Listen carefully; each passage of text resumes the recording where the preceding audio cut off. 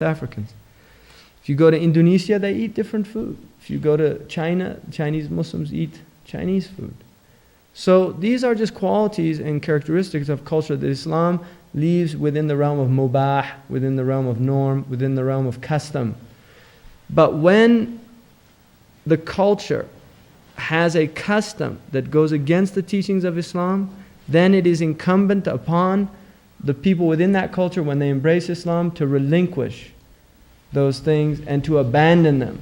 That's what the Muslim is commanded to do, to leave jahiliyyah, to leave the ignorance of the previous life. So when we do that, what we're doing is we're submitting to a teaching. And what we are saying, and this is the power of religion over the mind of the human creature.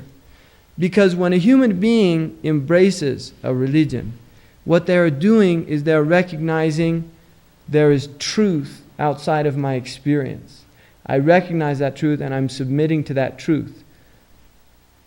And so a person who fully surrenders to Allah subhanahu wa ta'ala is willing at that point to abandon his previous or her previous worldview for the truth. And that's an amazing thing. And people have done it. Historically, people have done that.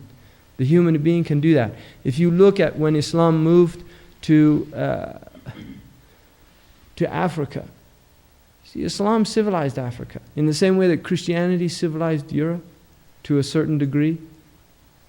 Every culture is based on a book. It is the book that civilizes people. It is the book that brings consciousness to people. It is the book that humanizes people. And every culture has a book. And the book of Islam is the Quran. The book of the Muslim peoples is the Quran. So when the Muslims went to Africa, they went into cultures that had many, many jahiliyyah practices. And they abandoned those practices for the truth of Islam. But then the practices re-emerge. And this is an interesting phenomenon because we have to ask, where is this re-emergence from? Where is it coming from? To give you an example, I don't know how many people know about Burning Man. Anybody here know about Burning Man?